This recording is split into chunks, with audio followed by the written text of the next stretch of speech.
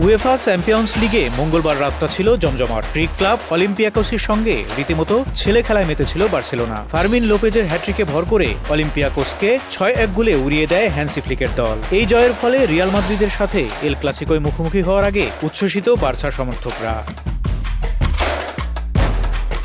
বার্সেলোনার Johan Cruyff স্টেডিয়ামে ভিড় জমেছিল হাজার হাজার বার্সা এবং অলিম্পিয়াকোসের সমর্থকের। ম্যাচের আগে উল্লাস ও স্লোগানে মুখরিত করে তোলেন গ্যালারি। নিজেদের মাঠে অলিম্পিয়াকোসের সঙ্গে বার্সেলোনার লড়াইটা ছিল অনেকটাই একপেশে। অধিকাংশ সময় রক্ষণে দলবদ্ধ ছিলেন ফার্মিন, রাশফোর্ড, পেদ্রিরা। লোপেজের হ্যাট্রিক ছাড়াও মার্কাস রাশফোর্ড, জোরা এবং লামিনে ইয়ামাল 1 গোল করে নাম তুলেছেন স্কোরবোর্ডে।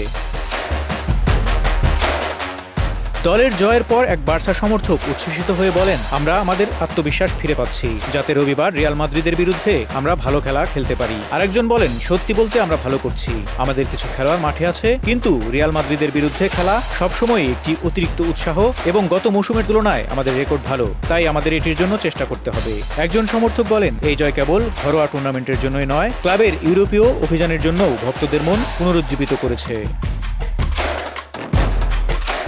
পুরো ম্যাচে 69% বলের দখলে রেখে 14টি শট নেয় বার্সা। এর মধ্যে লক্ষ্যে ছিল 9টি। অন্যদিকে অলিম্পিয়াকোস 5টি শটের মাত্র 2টি লক্ষ্যে রাখতে পারে। 6-1 ব্যবধানের বড় এই জয়ে 3 ম্যাচে 2 জয়ে 6 পয়েন্ট নিয়ে 9 নম্বরে অবস্থান করছে বার্সেলোনা। 3 ম্যাচে কোনো জয় না পাওয়া অলিম্পিয়াকোসের অবস্থান 32তম।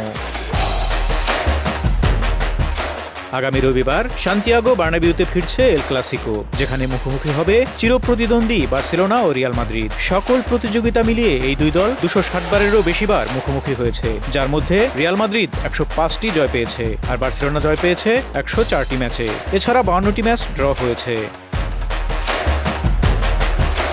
ফারুক শিমুল, ঢাকা এক্সপ্রেস।